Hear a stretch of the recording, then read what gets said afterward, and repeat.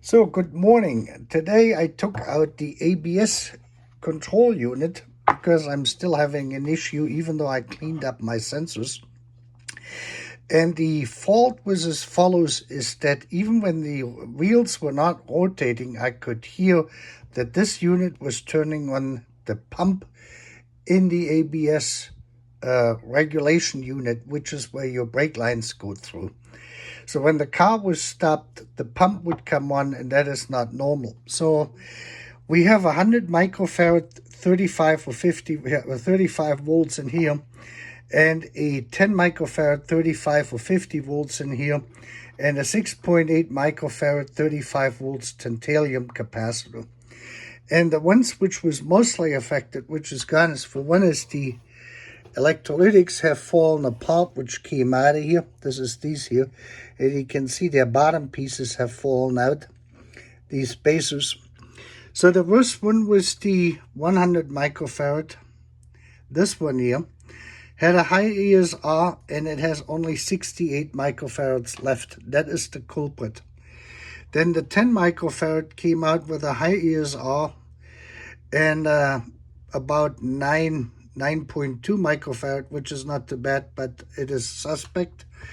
And then the tantalum came out with the correct 6.8 microfarad, but it had an extremely high ESR for tantalum.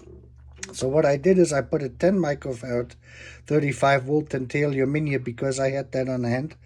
I put a 10 microfarad 35 volts and a 100 microfarad 35 volts in here. And now we're going to retest it because the only ABS sensor I've not taken out is the one in the differential for the rear, and they don't get dirty like the ones they do in the front. So I will post another video here and see if this has fixed now our ABS issue. Okay, so this is now the conclusion. Now I'm back under the car, and this is the rear sensor for both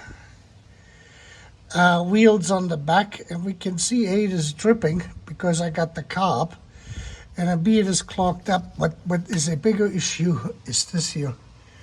You can see this on how worn out this is, and there's a good chance that let me just plug this back in here for a second so I don't have all that oil dripping out into the garage to show you this. It is the cable which goes around here and then up here. So this is a multi-component failure, as you can see from just looking at this, looking at the capacitors in the control unit, the front sensors, and then the rear sensor. I'm going to clear this off here, and then I'm going to be back, and then we have to do another test run. By the way, everything else down here looks good. Of all the repairs we did, or I did, let me just zoom out if I can. No, it won't let me. Okay, then it won't let me.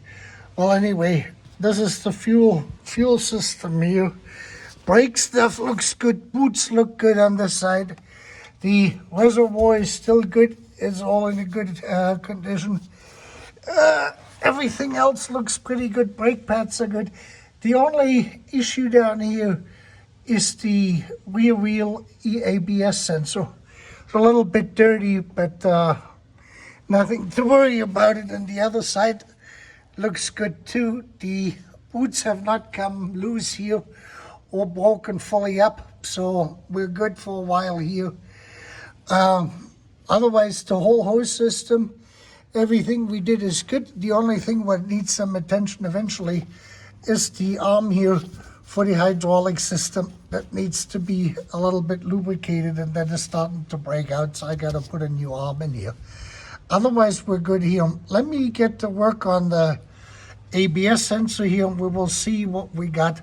Again, as you can see, the dirt here is right on the tip. If I can zoom in here, because I'm right underneath it. I hope I'm not going to drip any of the stuff on my thing. And of course, that is all clogged up too. The lighting is a little bit bad. Let me see if I can zoom.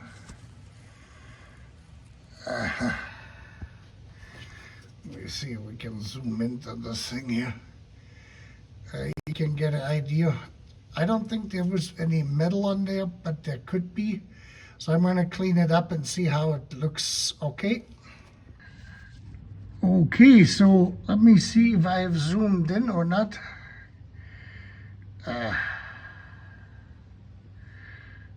Here we go.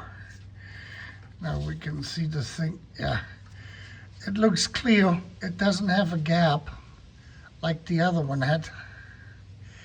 This is tricky to do this underneath here with the phone.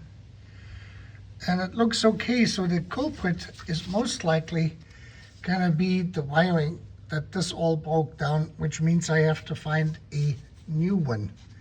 And I didn't clean it any further off, and all they do is they go in here. It is still magnetic, basically. You just kind of work it in like this, and you can use a pair of pliers, and that was basically it. And then the screw goes in. Let me zoom back out.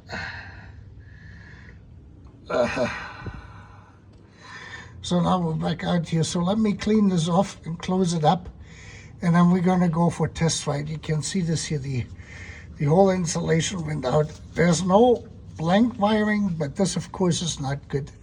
So we have to get a new sensor in here. Okay, so the verdict is in. And even though the sensor seems to be having a problem, the symptoms I'm experiencing are different. And as I mentioned in the video, when I took the control unit apart and I changed the capacitors, is that even when the car is not in motion and I am slowing down, or I have slowed down, or I have not even started to move yet, is that the pump of the ABS unit itself comes on. Again, we have a pump in there, a 12-volt pump, and 3 valves, electromagnetic valves, which are operated for the 2 front sides and the combined rear. And that usually indicates that the issue is within the control unit itself rather than with any of the sensors. The sensors, when they go out, what will happen is they will it will immediately deactivate when it loses the signal from either one of the 3 sensors, either the 2 front sensors or the one in the rear. It will deactivate. But when it comes on and off, this is before the light actually comes on. The light comes on only after I drive, and it is only when I go into a curve that this light will come on, and I don't have the stability system in here. The ASD, automatische Schlupfdifferential. This car doesn't have that. ASD is not present here. And that tells me that this is a twofold problem. One problem is that the control unit has a kink in itself, and the 3 capacitors did not fix this. And the other is that the wiring is damaged.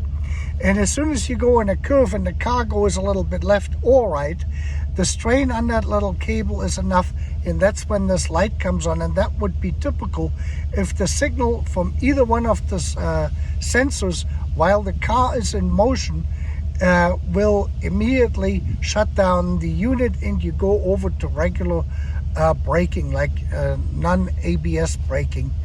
That is why that light comes on, so you can still drive it with no problems, but you won't have any anti-lock braking system. So I have to dig further into the control unit and see if this is another one of the capacitors. And what I kind of suspect is that the speed signal, which comes out of here from the Hall effect sensor in the back of the speedometer, goes into this unit. It goes to the cruise control unit. The radio has that signal, and the air conditioning unit has the signal. Those are the 4 units which get this, and I think that the input on a control unit does not process the speedometer signal correctly. There is some interference there, and I have to go through the filters, the capacitors and the resistors on the inputs for all these sensors and the signal. This unit, the ABS unit, does not get the TD signal, which is the RPM. It gets the speed signal, the actual miles or kilometers per hour, miles per hour or kilometers per hour.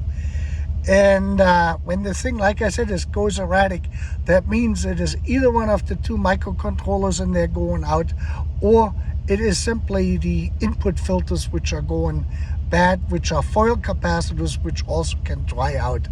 So we have some more troubleshooting to do, but that's basically the most common problems you're gonna have after 349,286 miles or 35 and a half years. With that, have a great afternoon.